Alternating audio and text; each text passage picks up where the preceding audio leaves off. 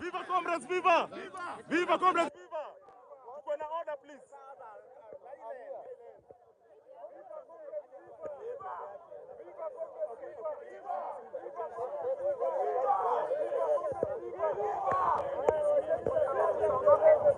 Nataka ukweli.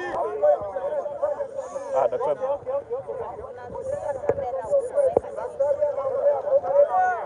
Good afternoon.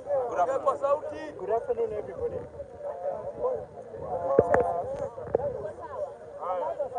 Good afternoon, everybody. I'm called Jalango forensic pathologist. Can you speak louder? Comrades, high moral, high discipline, High moral. high moral, high discipline. Tuendelee. I'm called Dr. Bernard. I'm a forensic pathologist working here in Kenya. We know why we were here and what has been happening. And we met here to conduct an autopsy. We met here to conduct an autopsy on the late.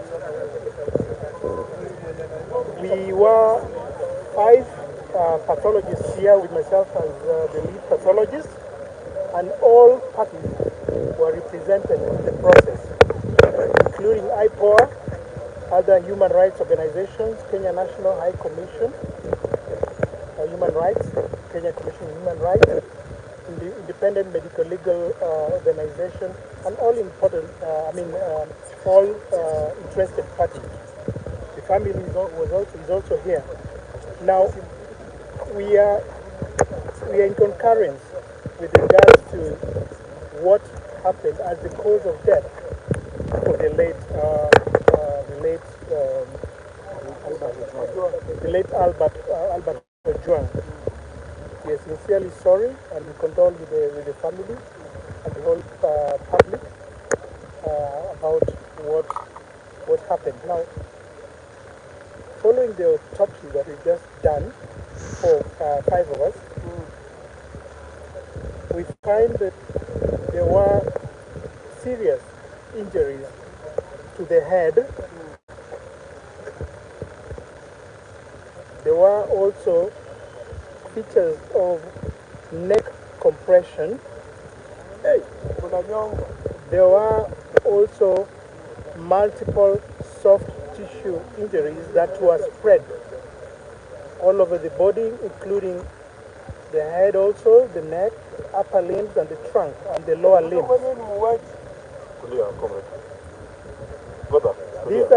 These are injuries that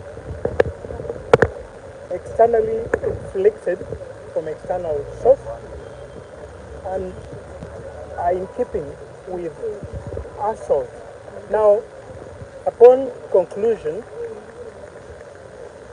we don't stop here. We go further to investigate. So we took various other samples from the body for analysis in forensic laboratory, and we are also inviting other interested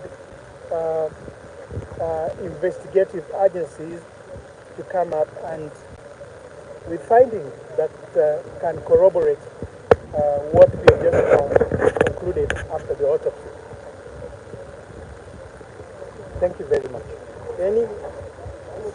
So the cause of death is very clear, as I've just mentioned. Head injury. We also have neck compression, and we also have other injuries spread all over the body that are pointing towards assault.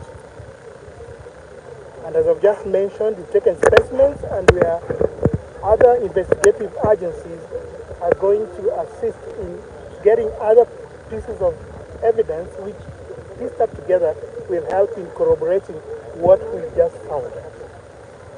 That's what we found. So if you have any questions, then I can be free to answer what I can.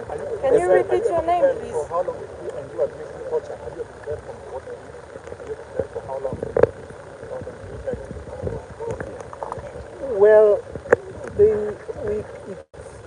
it's arguable about whether it's sequential, but the time span, it's within a short time. It could be same time, it could be within 1 day, 2 days, or several days, but it's difficult to tell and date them,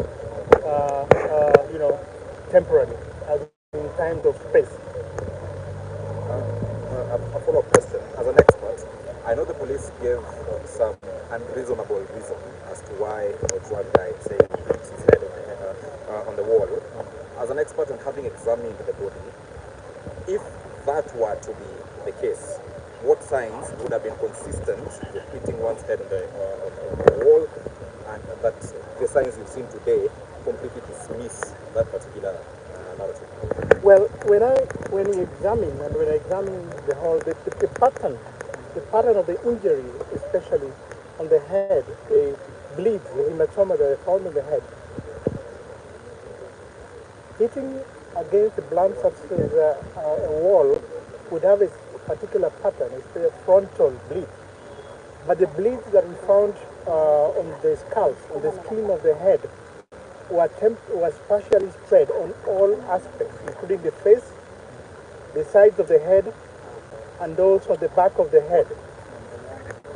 When we tie up together with other injuries that are well spread in the body, including the upper limbs and the trunk, then this is unlikely to be self-inflicted injury. Another question.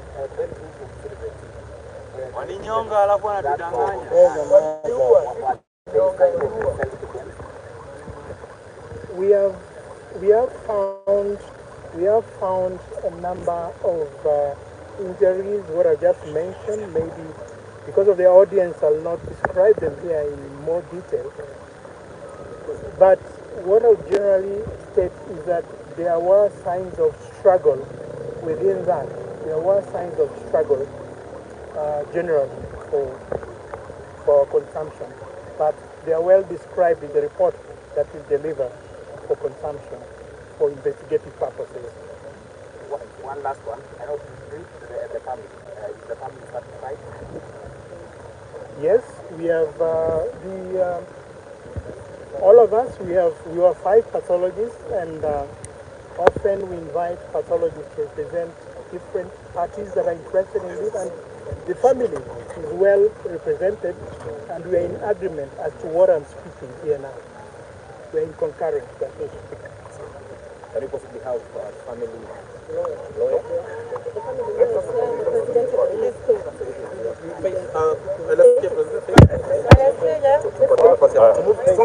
Daktari, let's create space.